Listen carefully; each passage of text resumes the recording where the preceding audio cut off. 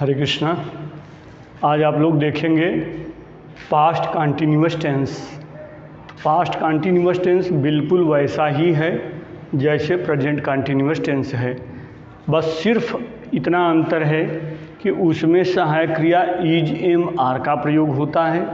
Present continuous tense में सहायक क्रिया इज एम आर का प्रयोग होता है और पास्ट कंटिन्यूअस टेंस में सहायक क्रिया वाज या वर का प्रयोग होता है। बाकी सारा नियम वैसा का वैसा है, कुछ भी नहीं बदलता है। अब जैसे इसमें देखो कि इसका क्या है कि हिंदी, इसकी पहचान जान लो। हिंदी वाक्य की क्रिया के अंत में क्या होता है? रहा था, रही थी, रहे थे। प्रेजेंट कंटिन्यूअस में क्या पढ़ा था आपने? रहा है, रही है, रहे हैं। तो जहाँ रहा है था वहाँ यहाँ क्या हो जाएगा? था, थी, थे, रहा था, रही थी, रहे थे। बाकी बिल्कुल वही है। फिर क्या है? अब जैसे ही, शी, इट तथा आई, ये यहाँ ध्यान रखना है आप लोगों को कि ही, क्योंकि प्रेजेंट कंटिन्यूअस में आई के साथ हेल्पिंग वर्ब एम लगता है और पास्ट कंटिन्यूअस टेंस में आई के साथ वाज लगता है। तो ही, शी, इट तथा आई के साथ वाज लगेगा। वह अन्य सिंगुलर सब्जेक्ट, ये सब लिखा हो ना, सब्जेक्ट के साथ क्या लगेगा? वाज का प्रयोग किया जाता है। और मेन वर्ब के फर्स्ट फॉर्म में आईएनजी लगाया जाता है। आप लोग जानते हो कि आईएनजी जब भी लगता है वर्ब के फर्स्ट फॉर्म में ही लगता है, सेकंड थर्ड में लगता ही नहीं है।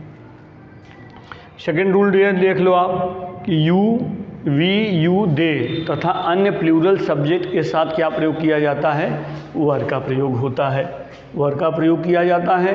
शेष नियम पूर्ववत रहेगा, मतलब जैसे यहाँ है वैसा ही रहेगा। इसको शॉर्ट में अगर समझना है तो ये देखो, सब्जेक्ट प्लस वाज या वर। अब वाज कब लगेगा? रूल नंबर 1 के अनुसार। वर कब लगेगा? रूल नंबर 2 के अनुसार। तो जैसा होगा वैसा आप लगाना है। और verb first form, ING, object और कॉम्प्लीमेंट। बड़ा ही सरल है। तो इसमें चूँकि जो आप लोग प्रेजेंट कंटिन्यूअस बच्चे पढ़े हैं उनके लिए बहुत ही सरल है, बिल्कुल उसी की कॉपी होती है। हेल्पिंग वर्ब भी बदलना रहता है, बाकी चीज़ें वैसे होती हैं। जैसे देखो, वह विद्यालय जा रहा था, तो he was going to school. और हम विद्यालय जा रहे थे, तो हम प्लूरल हो गया, तो यहाँ क्या हो गया? We were going to school. अगर यहाँ है होता तो क्या हो जाता? इज हो जाता। हैं होते तो यहाँ आर हो जाता। बाकी चीज़ें वही है, तो सिर्फ टेंस बदल गया है। तो उस टेंस के अनुसार हेल्पिंग वर्ब बदल गया। तो हेल्पिंग वर्ब का मुख्य कार्य ही होता ही है कि वो टेंस का निर्धारण करता है। तो इज एम आर की जगह वाजवर हो गया, तो ये पास्ट कंटिन्यूअस हो गया। इज एम आर होता तो प्रेजेंट कंटिन्यूअस होता। इस प्रकार से हम एक साथ दोनों को आपको बता दिए। और इसमें आप लोग और प्रैक्टिस करना और वाक्य बनाना। जितना ज़्यादा वाक्य बनाओगे उतना ही समझ में आएगा। तो जहाँ तक नियम की बात है, ये नियम मैंने बता दिया। इसके बाद अगर निगेटिव में बताऊंगा, और इसे निगेटिव भी बहुत सरल है। इसमें सिर्फ वाज और वर के बाद नॉट लगा देंगे, निगेटिव बन गया। बस इतना ही समझना है। वाज या वर के बाद नॉट लगा दिया, नेगेटिव बन गया।